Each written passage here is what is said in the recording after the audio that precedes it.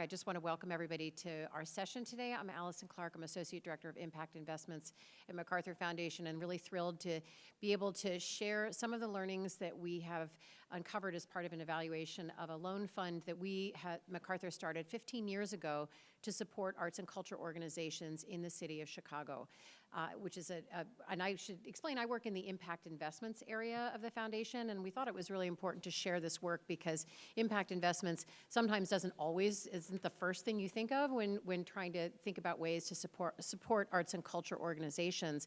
But this is a really innovative program that we're really hoping that other funders can think about modifying and using within their own communities or their own focus areas, because it is a really powerful way to bring financial tools to organizations to not only help them manage their operations better and more efficiently, but also give them the flexibility to be able to not only relax and have less mental stress, but also be able to take on more creative opportunities, which is what we're all trying to do. So I'm going to just sort of quick high level set the sort of agenda for today and then turn it over to our panelists. So you'll see on your tables, you have one handout that just gives some high level summary information about the Arts and Culture Loan Fund.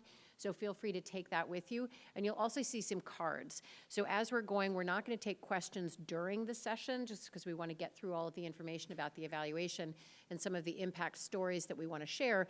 But feel free to write down questions, and we'll be gathering those later in the session so that you do have a chance to ask questions about the program design or about any of the pieces, the sort of special sauce that we call it, that makes this program run.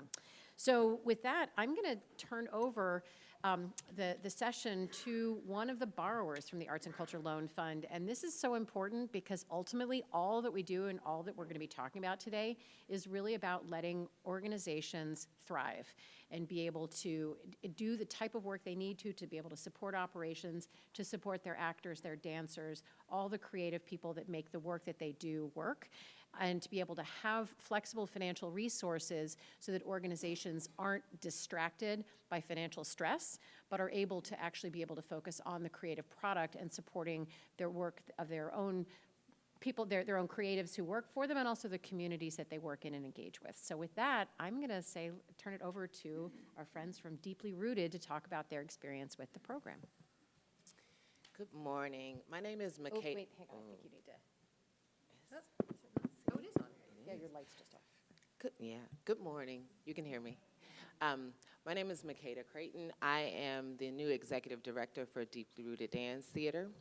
And we are a 29-year-old organization committed to telling universal stories of the human experience from the lens of the Africans and African Americans who came to this country. We tell our stories through the vehicle of dance, and we hope that the stories that we tell transcend the art form and touch you as a human being and connect to some of the experiences that you've gone through. One of the amazing things about being part of this program is when I came to the organization was going through a major transition. So it was going through its first leadership transition from being a founder-led organization to its first motto, which happens a lot with arts organizations. Founders of the organizations kind of function in the artistic head as well as the executive head of that organization. This is the first time we took this organization and appointed a new artistic director and then separately appointed another person as executive director. So I came in and stepped into that role, and part of this kind of growth spurt that we were going through included also plans for building our own center. And so we started to think about all the things that need to happen, because you got to remember that this is an organization for 25 of its 29 years functioned in a shared space model with another larger dance organization. We've kind of always been the smaller organization, more grassroots, and now we're venturing into a world where we're now wanting to own our own space and be that larger organization for other small organizations coming up under us. So we had to think through what needed to happen for the organization. What kinds of capacity building exercises did we have to go through, both in infrastructure, staffing, policies, procedures. How do we work on and change some of our financial models? Because you're going from a renter to a landlord overnight. So we embarked on a journey with MacArthur through the ACLF program where we went through assistance with BDO, actually, to do a new financial policies and procedures manual. I attended many webinars, ironically but not, on scenario planning in a pandemic, right? So that was great because we were in a real life scenario where we needed that type of training, and I was getting it at the same time. And then also, and I mean, Allison said it, but I can't underscore it enough. The pressure that leadership in arts organizations are under every day trying to figure out how they will continue to create art, continue to pay people, find the venues, find the facilities. It's incredible. It's a 24/7, you're sleeping thinking about this all the time. And it takes away from the mission of what you're really trying to do. And so being a part of this program granted us this line of credit because, I don't even know why I write notes, because I'm just gonna riff the entire time. Because I live this, there's no notes necessary. Because as a Black dance organization, access to capital is rare, it's limited, it's hard to attain. And when you're trying to make bold moves and dream about creating a better city for yourself and for your community, and you don't have access to capital, it's hard to really plan. And you think about arts organizations where their funding models are heavily based on contributed revenue.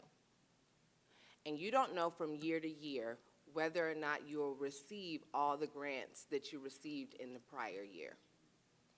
And you're trying to say, I want to plan 5 years ahead to moving into a building. It's incredibly hard.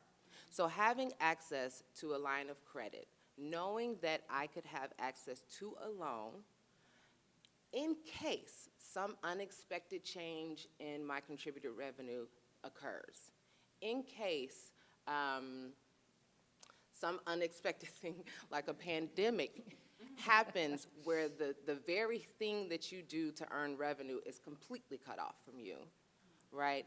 Having this there gives you peace of mind, it gives you a safety net, it allows you to continue to do what you want to do with your organization in a way that I don't know how I describe to people who sometimes never have to think about their businesses in this way.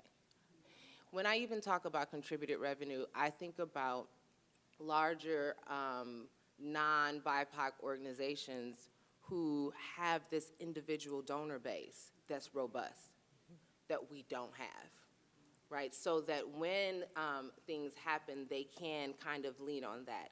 Having this helped me in places where we did not have that individual donor base. And so, and then another side note is I am a woman executive director who was an artist for her entire career, who is stepping into a space, both the executive director world in dance and also real estate development, that is heavily male-centric. And I am fighting through noise as an artist and as a Black woman to be taken seriously on this venture. And for people to trust and understand that I have thought through or assembled a team of people, which is what I did, who have the experience and the expertise in the field to help see me through this journey. But having these type of tools signaled to the people that I was speaking to when fundraising for this, that she knows what she's doing, that she's putting things in place that will help her to see this journey through. So I don't know, I think I went all the way in very quickly, but No, that's you're- the intro that's too. Perfect, perfect, that was fantastic. So, obviously, borrowers are why this program exists. And just backing up, I realized I just sort of didn't say one thing. So Arts and Culture Loan Fund is a program that provides working capital lines of credit to arts and culture organizations to smooth out cash flow challenges. And the reason that MacArthur helped create this was recognizing that our grantees had these needs that couldn't be met through lines of credit from banks or from other traditional capital sources. We stepped in to create this program. The average loan size, and we'll get into more detail about it, is roughly about $75,000. So just for context, that's the size of facility that we're talking about. We're going to get into some more detail about how the loan process works and also the technical assistance that goes along with the loan program, because it's that combination of capital and some strategic planning resources and whatnot that really let the program work. So with that, Molly, are you next? Oh, sorry, I'm looking here. So let me turn it over to Molly, who, and IFF, I will just explain, is a CDFI based here in Chicago, and you work in a 9-state region? 9 still? 10 state region. And they have been an essential part of managing this program since probably for about 10 years now. Yeah, 26. Which is we're so grateful to have them both as a lender, but also then as a coordinator for the program. So with that, I'll turn it over to Molly. Thanks, Allison. Good morning, everyone. My name is Molly Bartels Roth. I am a program manager at IFF. And as Allison mentioned, IFF is a mission-based lender, developer, and real estate consultant that aims to strengthen nonprofits in the communities that they serve. So with ACLF, we serve as both the program manager and also one of the lenders for the line of credit. And to one of the things that Allison said earlier is that banks and organizations who are trying to get line of credits can't really get them through banks in a traditional sense. Just like the way the cash flow works, it has too much risk for a bank to take on. And so with IFF and how we see nonprofits playing a role in their communities, that's something that we really want to work on. And through this program, we've seen that arts organizations aren't risky inherently more than other organizations, and that they're able to use the line of credit in a way that it serves their goals. And so with the program management side of things, we really serve sort of as a logistical support, managing the training series and the technical assistance sort of back-end logistics, so application, where it's going to be, catering, all of those things, and then also just like serving as a referral spot. So if someone has a question and wants to know about ACLF, they come to us first, and then we kind of direct them to where they need to go. With that, I'll turn it over to Gillian to talk about BDO. Sure. Yeah. Thanks, Molly. Good morning, everybody. My name is Gillian Gorra. I'm a senior manager with BDO. In BDO's nonprofit and grantmaker advisory practice, maybe some of you were familiar with us a few years back when we were FMA, Fiscal Management Associates. But we are serving the role of the capacity builders here in this program. So we offer a cohort-style training series through the program for around 8 to 10 organizations at a time. They go through a series of financial management training classes together, and we're really focusing on helping these organizations navigate the extremely difficult business model that is the arts, nonprofit arts subsector, right, or that exists in that subsector, and even before COVID, for everyone, especially organizations that are led by and serving communities of color. So we really try to work with organizations to understand how to strengthen their muscles in planning, in reporting and monitoring, really bringing in, the fiscal operations. How can we get more effective and efficient with automation, things of that nature. We also, as a few folks have mentioned, offer some technical assistance. So we were really excited to be able to work with Deeply Rooted, I want to say in 2021, to help them build a fiscal policies and procedures manual that Makeda mentioned. And this is such a critical thing for organizations to do, right, is to have fiscal policies and procedures, but it is the last thing that they have time for when they're, alongside their mission work. So that's how a lot of the in-depth technical assistance, we might help an organization model out the potential financial impacts of some strategies or programmatic choices that they might want to employ, and see how over, several years that might impact your bottom line or your ability to raise reserves, things of that nature. We also do some coaching with the organizations that are in our cohort training series, so they get an opportunity to work with BDO consultants one-on-one to talk through either the concepts that they're learning in that training class and how they apply really to their organization, or any fiscal challenges that they're going through. So it was really exciting. We got to work with Deeply Rooted when they first entered the program in helping navigate their loan application. So we act as a neutral party to help organizations put together their loan applications, and there's some coaching in that. You know, when that's happening, we get to have really safe conversations about how are you going to use the line? When are you going to pull from it? What levers do you have to pay it back, right? So we get to be a sounding board for these organizations. It's not quite the same as having to go to the funder or the lender to, right? Well, because let's be honest, that's tough to go to your funder or the potential lender and say, I'm not 100% sure how I'm going to pay this back. Help me work out a cash flow projection that I haven't been able to put into place yet. Something like that.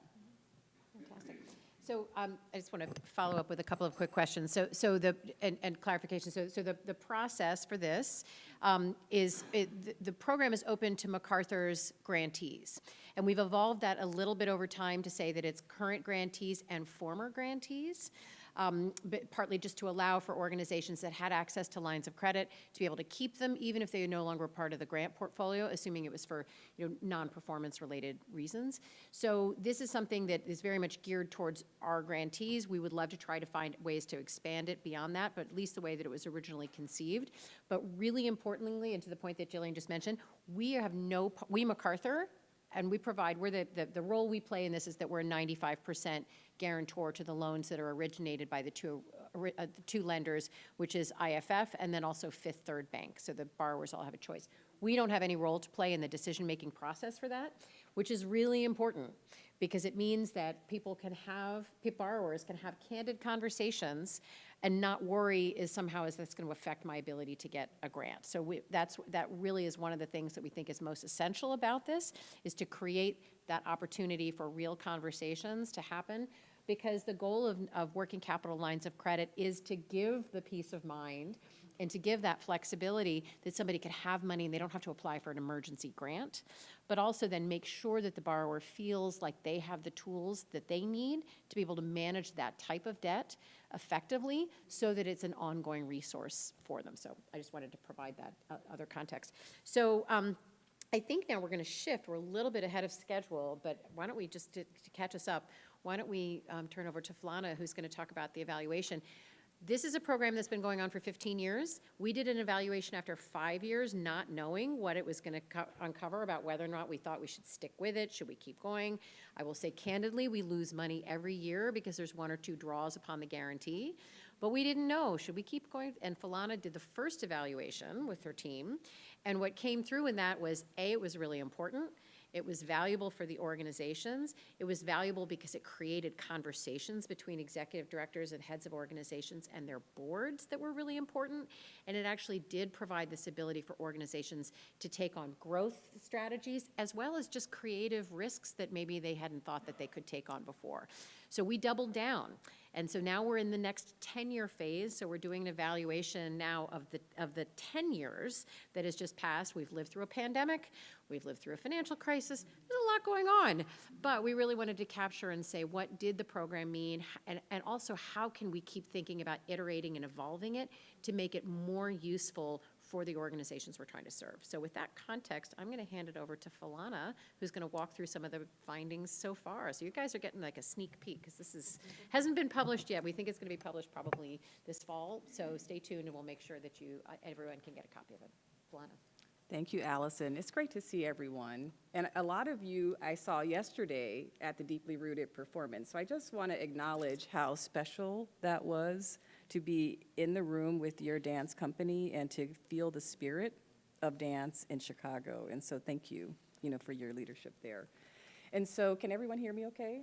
So I'm going to take just 10 minutes. I can't hear. You can't hear? Oh, no, really? Is it not working? I'm so sorry. Okay. Let's see. Is that one working? No, that's not working. Okay, if I speak a little louder, is that better? Okay, great. So closer to the mic. Perfect. Okay. Is that better? Great. So it's really been an honor to kind of see this program evolve over the last 15 years. And so what I want to do is share really quickly, kind of high level, basically the data that is informing all that you just heard on the stage today. And so there are really 3 core themes that were present in the previous evaluation that continue to be true now after 15 years of operation. The first is that these small to mid-sized organizations are under tremendous pressure. And so one thing that we heard yesterday was that people aren't sleeping at night, right? That someone used the word torture. Like, we're going through this torture to build a sustainable basis for the future of our organizations. That this is not easy, right? And that we understood that before, and that continues to be proven out in the conversations we've had with organizations. So that's number one. The second is that this program, as it's structured, is a pressure release valve, right? So it's a way to go beyond your typical grant-making dollars to actually release the pressure. And that is being done not only with the working capital line of credit, but also with the types of technical assistance that's offered through the program. And then the third, and this is really, really important, is that these are not risky organizations or risky loans, right? And so those are our 3 kind of core themes, and now I'll share some of the data that underscores that. Just really quickly in terms of methodology, we were very intentional to scaffold upon the great data that IFF and BDO and the lending partners have collected. And so as a result, we decided to do some additional analysis of 990s, look at the finances of the organizations, but really lift up the stories, right? So we started today with Deeply Rooted story because we want that firsthand voice to really be the center of the evaluation. And so once the report comes out, you'll see a lot of stories, and it will really focus on the kind of qualitative elements. We conducted several in-depth interviews with organizational leaders and their teams, and also conducted 2 focus groups for organizations that are newly eligible for the program to get insights into what they could potentially, how they could potentially benefit. So what we heard, these are basically the testimonials that, beyond what Makeda shared, kind of give a sense of the types of pressure and also the pressure release that this program provides. And so you see words like ease of mind, right? That we were able to take an artistic risk, that this was a safety net, it provided security, that even just going through this process of having a line of credit provided additional credibility within the marketplace, that we were being intentional about our growth and have a greater sophistication around our financial management practices, that they're able to build credit history, and that the types of training that they went through supported their ability to do things like be more aggressive in their budgeting process, better build out their cash reserves. So really important testimonials from the organizations. And I do want to give a shout out to, I see Full Spectrum here in the house, and they talked about ACLF in the plenary session yesterday. And so again, organizations really are benefiting from this, and we continue to hear that. In terms of just some of the pure numbers, right now about 1/3 of eligible organizations are actually taking advantage of the program. And that has resulted in 38 individual lines of credit. About $3.3 million has been lent through the program. That loan size has inched up from $75,000 to now $88.5. And so we have that budget number in terms of the level and size of the loan itself. But some things to keep in mind. So the program is, as intended, really reaching organizations below $1 million budgets, right? So these are organizations, again, under a lot of pressure, and this is providing that pressure release valve. Also, these organizations do not have a lot of cash. They're not very liquid, right? And as a result, you see that they have less than 3 months LUNA. And so these are really significant where a working capital line of credit can add tremendous. Define LUNA. Okay, LUNA is liquid unrestricted net assets. So, yes, thank you. I had to get some coaching. And then in terms of the types of TA, these are very much focused on financial resilience. And so you see the top 3 types of in-depth TA services were things like policies and procedures manual, fiscal infrastructure review, and financial modeling. So the real big number here that I want you to focus on is this one in the top right, that a total of 2 organizations representing 5% of the borrowers defaulted within the period of our evaluation. And I'm going to tell more of the default stories. But they are individual stories. And what I will share now is that those were not easy decisions. And those were also not failures. And so we'll talk more about what that means. So in terms of the line of credit, just really quickly, you'll see words like, this enabled us to breathe, right? So this is the pressure release valve slide, right? And that it helped us spiritually and mentally. Right, this idea that, and we heard a bit of this from Makeda earlier, that there's so much stress, so much pressure, that just having this safety net, even if they never actually drew on the line of credit, just provided a peace of mind, right? And so that's really, really important. It gave credibility that lent to other funding and TA resources, so people actually really, other funders like to see that they were part of the program. And I would say just this ability to, this kind of confidence that if something comes up, we can still be okay. Now, there are some challenges, right? So people were, we asked very directly, what else could we do? How could we improve the program? So we're like, well, maybe we don't have to renew as frequently. Could we have a little bit more time there? And also things like fees. But the larger barrier of entry to the line of credit program is actually knowledge about the program. And so this is a bit of a best-kept secret. And then I promised I would talk a bit about defaults. Again, this is not a story of failure at all, right? This is actually a story of prudent financial management. And so organizations that defaulted, there were only 2, or there were 3 in the history of the program and only 2 in this evaluation period. They really had a hard time getting to that decision. That was not something like, oh, we're just going to default because MacArthur's guaranteeing it. They really, really thought long and hard about it.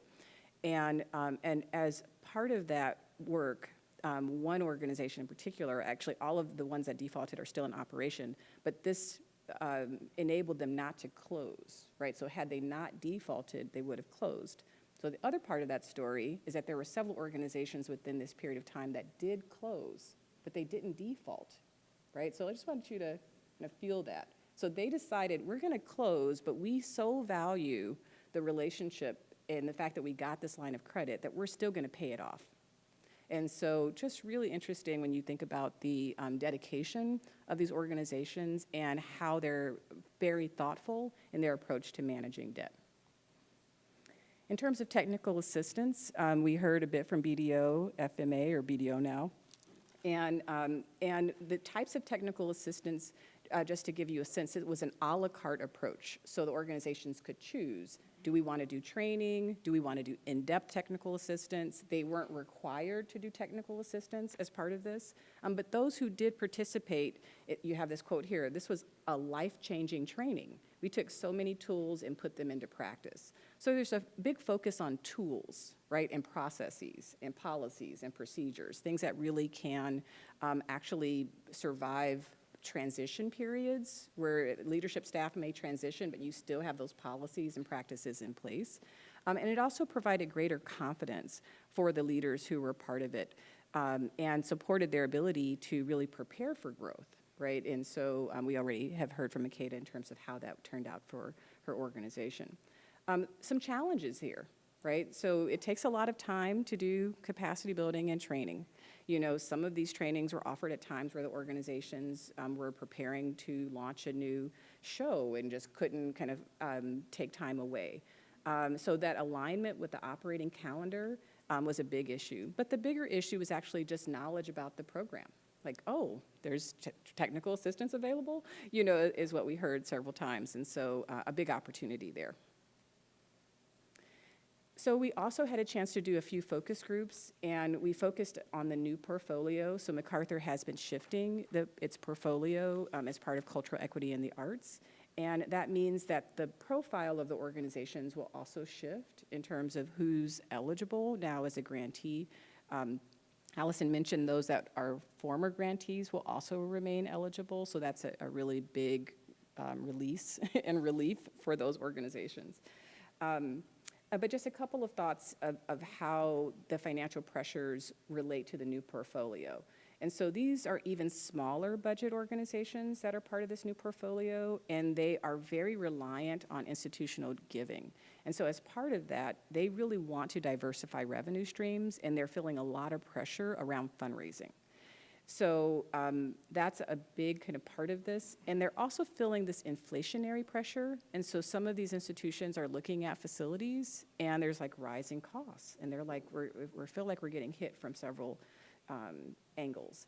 And so some of the desired resources that they named is, first, can we get more training in general financial management practices? We don't know what we don't know. You know, is there other things that we should be doing that's best practice? How do we navigate these government contracts? And so that came up over and over. That actually was a newer finding from this evaluation versus previous ones, and that really has an impact on liquidity, right? What other earned revenue options and opportunities might we explore? And what would it mean to do more scenario planning and mapping out planning over multiple years, especially as they think about potentially managing capital campaigns and looking at facilities? And then, are there opportunities to even invest? And so as we start to build reserves, what types of investments could we make?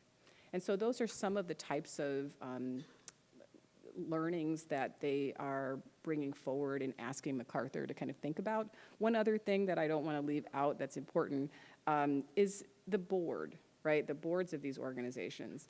And they were kind of like, well, can MacArthur do something about our boards? I'm like, I don't know that they can. But there was this question of how can we make sure they know and understand the types of pressures that we're under and can actually support the organization in new ways. So we also spoke with the implementing partners, and as you can see, this is a very kind of partnership-centric program, and it's a very innovative program in that way. So not only is it a partnership between MacArthur and implementing partners, but there's also the grant-making side of MacArthur and the impact investing side, and so lots of things there. And so overall, the implementing partners not only value the relationships, but they want to see the program grow, and they want to also have more data-centric metrics. So how can we continue to improve the program, scale it, and make sure we're measuring what matters? So as evaluators, we get the opportunity to put some potential considerations on the table. So we figured we'd share these with you. We have not finalized our report, so if you have other considerations that come to mind, the other types of context that you think would be helpful as the future of the program is considered, please reach out. But some of the types of things that we're hoping the foundation will consider is that as this new portfolio grantees shift, how can we better understand how the program needs to also shift? You know, and so this program was not designed with equity at the core and centered, but now MacArthur's work is centering on equity. And so also, how can we intentionally center equity, you know, as part of this program? And we see that as a really big opportunity here. What are the types of things that could be done to hire and retain staff, especially in development roles? So fundraising is a consistent challenge, and can this loan fund actually support, for instance, the hiring of a new director of development? And then are there ways to expand access to financial capacity building in other ways? And so just kind of saying what other possibilities are there? IFF has done a lot with facilities. Facilities is top of mind for many of these organizations, so that might be a particular area. They also want to connect and convene with each other and to find ways to continue to build their boards, and then overall using data to continue to inform decision-making. So I would say in summary, this program has operated for 15 years. It's a proven model, but it's also a best-kept secret. And so we're hoping that we can amplify the program in ways that people can see it, can understand it, and could potentially even replicate it within the field of philanthropy. So thank you. Great. All right, so I'm going to pivot now, and I would love to get our other panelists to reflect on what you've heard about from the initial findings. Obviously, we've known what those findings are, but if you can share, I'm curious if you could share with the group, what were some of the things that came out of the evaluation that were most surprising or most sort of insightful in terms of your own particular roles within this program as borrower or implementing partners? Sorry, did everyone hear that? I realized I didn't have the mic in front of me. So asking the panelists what was either surprising or informative to their own work based on some of the learnings that came out of the initial evaluation findings.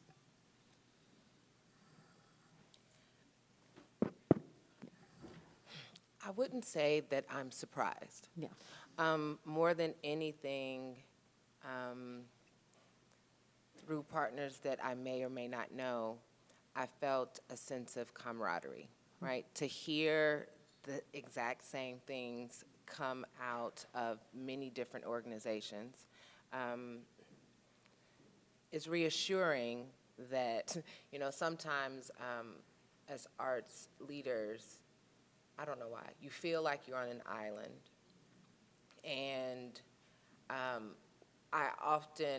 you're often doubting yourself, like, am I doing this the right way? Should it be this hard? And then to hear from other organizations, they're experiencing similar struggles. The struggles with finding development directors or retaining development teams. The struggles with boards. A lot of us have kind of founding boards who are just people who love the work that you do but may not have the network or the access to capital that you may need to help you to build your organization. So to hear that just reassures me that we're on the right path and that if we keep doing the work that we're doing, that we're going to get to where we want to be. Beautifully said. I'll also add that it was very validating for me as the program manager and just seeing the feedback and some of the things that the organizations were talking about, like the boards, like the development directors, the need for facilities, all of those things we'd seen over the last couple of years of doing this program.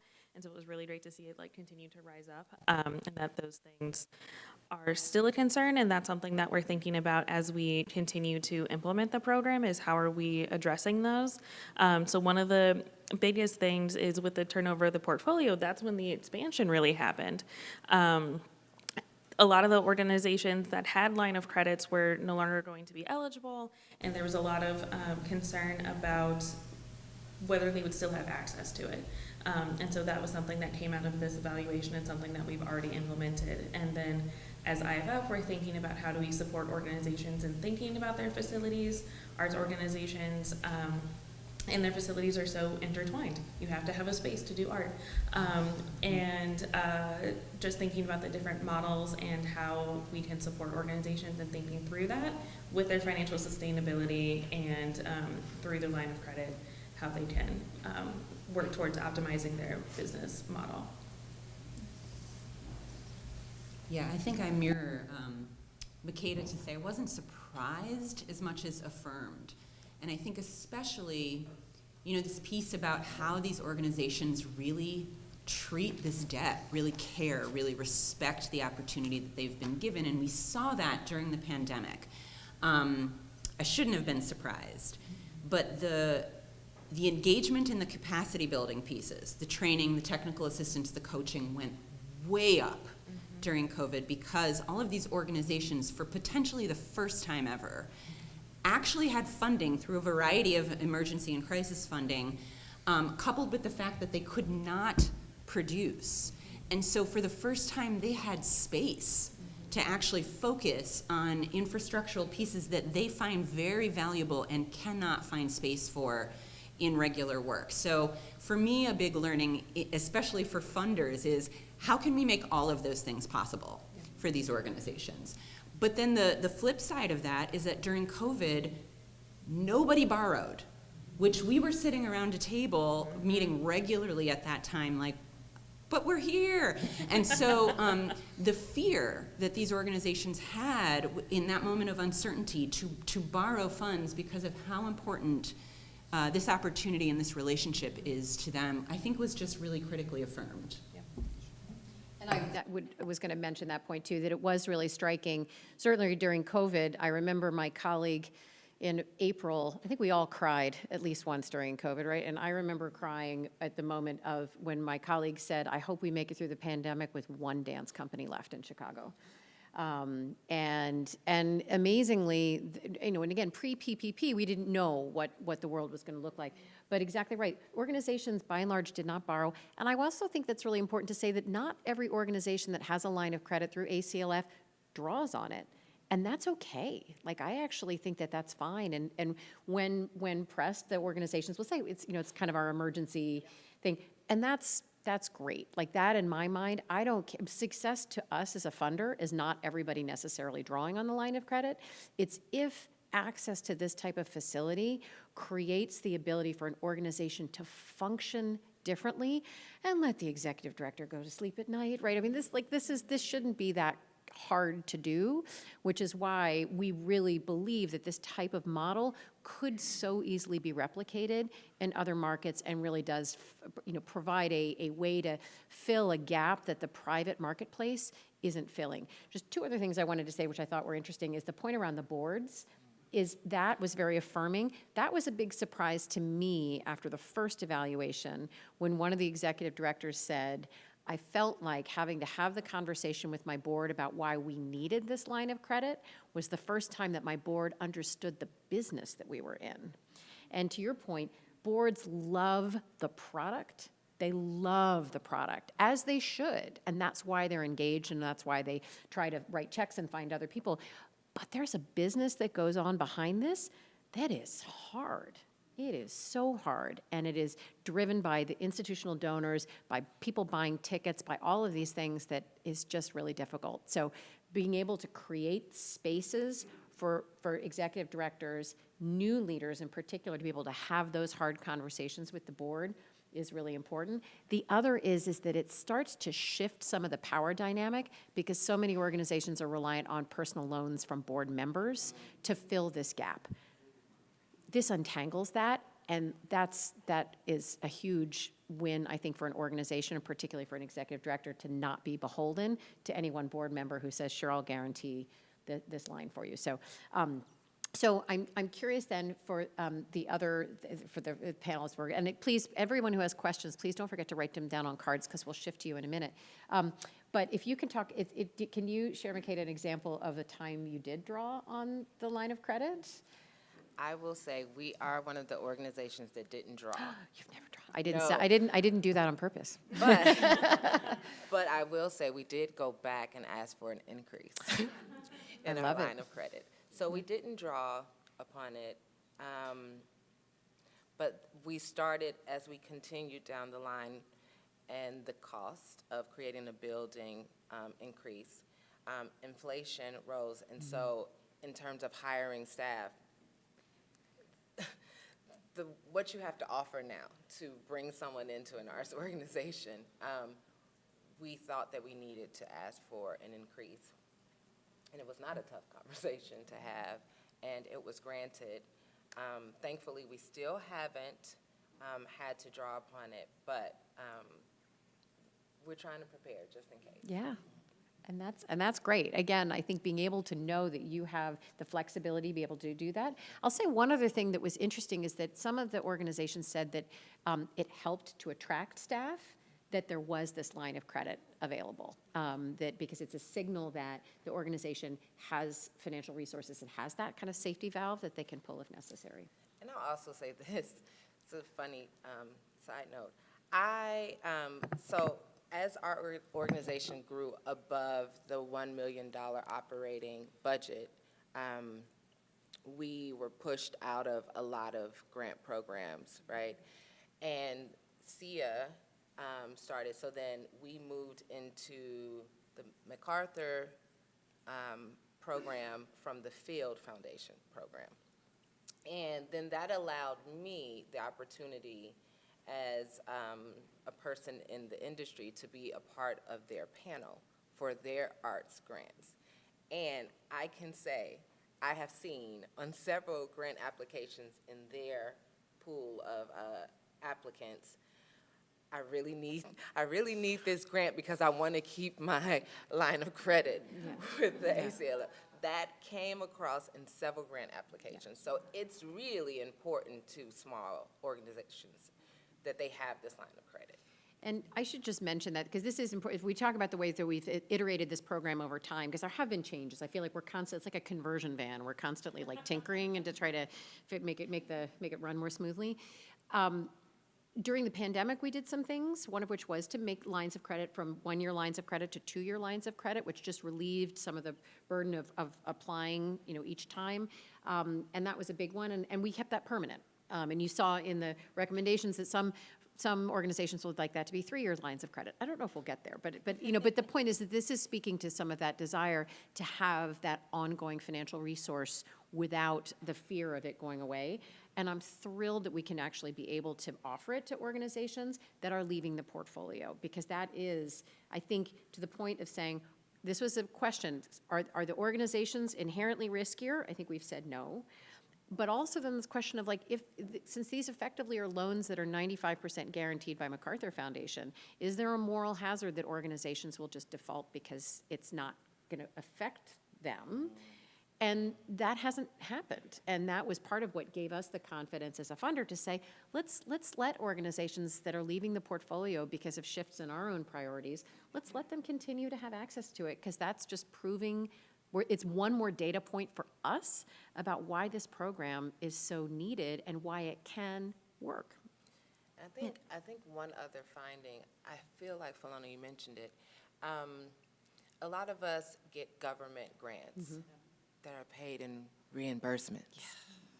So if you don't have the capital to spend on either your programming, general operations, you don't get the money until after you spend it, right? And so I think a lot of organizations, I know of organizations in particular who have fell behind on cash flow because they were waiting for the government reimbursements to come in. And so in this particular case, they weren't a part of this program, so they weren't able to do that, and they had to take other steps to make payroll. But had they been, this would have been a tool that they could use. So it's important, especially because a lot of us have a lot of government grants that are paid in reimbursements. So I want to make sure if there's any questions from the audience. I don't see anyone frantically waving cards, but we can probably, there's a few that are out there. So Tara, we'll let you gather this. I'm going to ask just one more question, then we'll turn that. So a lot of what this program involves is this partnership. And again, we've called it before the secret sauce. I'm curious if you can reflect a little bit, sort of what are the, as you would talk about this to others who might be looking to replicate it, what's sort of the high-level takeaway for you about why this partnership works in service of the borrowers in particular, but the overall goals of the program? Okay, thanks. I can jump in here first. One of the things that's really great for me is about once a month we come together as a team and we talk about what's going on in the sector. And so the government reimbursements that Makeda was just talking about, that's something that we saw coming. And we're talking with the lenders on the call about being prepared for an influx of requests, and that did come to fruition. I remember us talking at the end of 2022 and being like, something is happening, and it was through ACLF that we were able to really understand what that was and then be ready to support them support the organizations through the lending side. So I think it's just being able to see all of the different points of contact with an organization.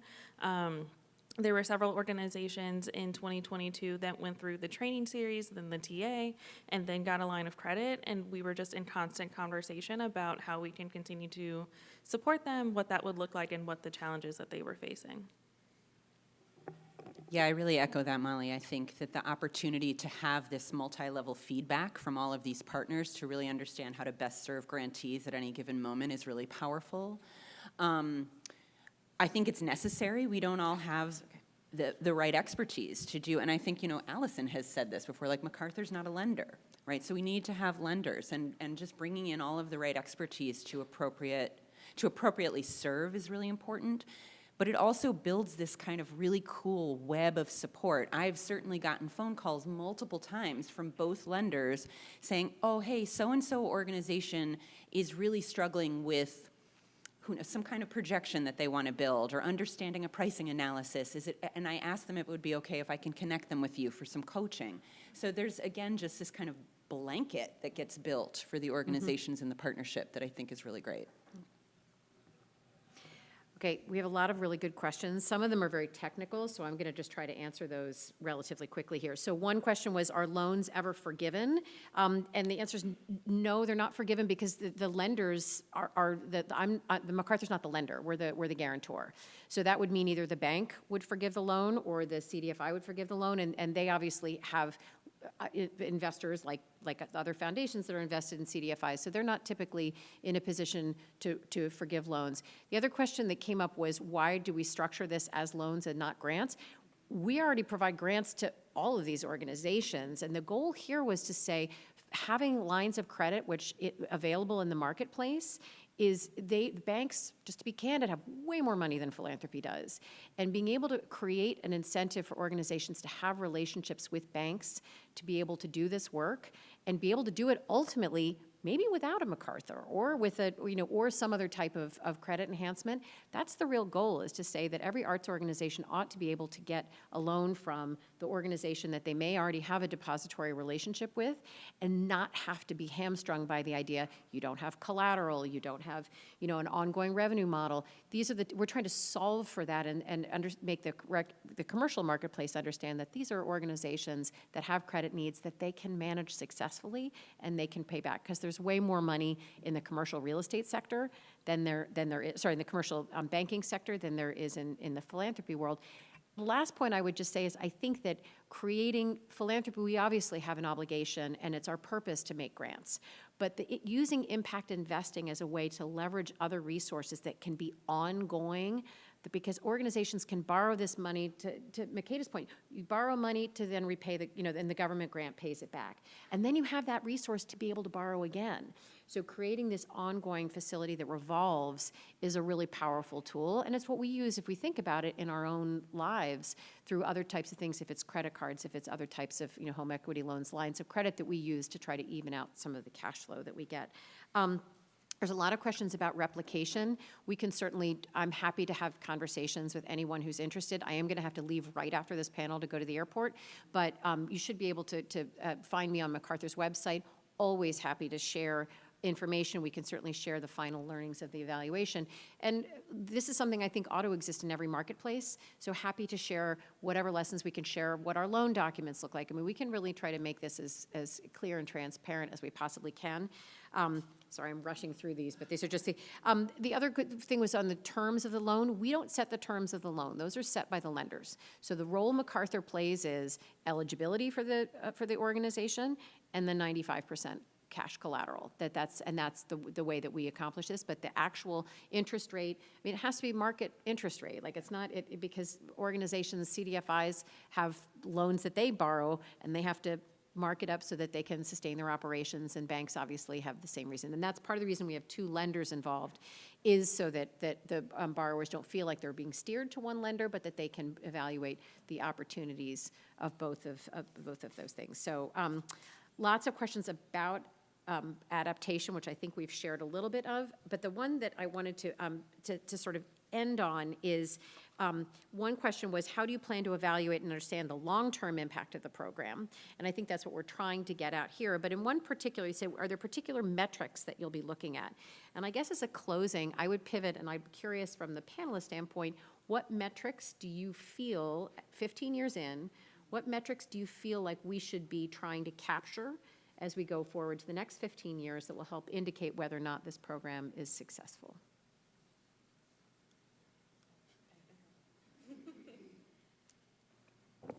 So I actually sit on the side of our work at IFF that's around the evaluation work, and we've been thinking about this for a very long time. And so one of the things that we're thinking about now is like, how do we, have a control group and understand the organization's trajectory that have been a part of ACLF and those that weren't a part of it. And so that's something that we are thinking about, and that goes to many of the like performance metrics and ratios that we use as part of our own underwriting to understand how those have changed over time. And then just continuing to ask like the qualitative questions to understand how it's sitting with organizations. Yeah, I mean, I think over the long term, I have so many opinions about sustainability in the arts subsector. It could be like a whole other panel conversation. But ideally, we do get to see some of that relief, right? So I do think that it's qualitative. I do think a lot of it is going to be in understanding the stories of how these organizations used the line. I think, to Allison's point, like there is a hope that organizations can go off on their own, fly out of the nest, get their own debt, so to speak. But I think really understanding how arts organizations can and are, if they are, spoiler, they're not, able to build their own assets to eventually collateralize loans on their own. I mean, the reality is there are just regulations for so many commercial lenders that cannot be circumvented, right? So really understanding that long-term financial independence. And I'm sorry, we have to work more to figure out what the full metrics are to prove financial independence in this way. But I think that it's a long game. I really do. Okay, Makeda, I'm giving you the last word. I'm echoing what Gillian said. I feel like in a few years I could be further studied. Our organization could be further studied. We're seeing some very transformational change happening. I think over time, as you watch, I promise you all, I think in 5 years, our operating budget has grown 50, 60, 70%, right? So watch over 10 years what has happened to this organization. Of course, it's an entire ecosystem. But I will say, I can honestly say this ecosystem has served us. And so that's all I can add is that when we get to, 5 years from now, there's another story that I'll be able to tell that will absolutely further affirm this program. So. I love that. Wonderful. Well, thank you so much for being here, and please give thanks to our panelists.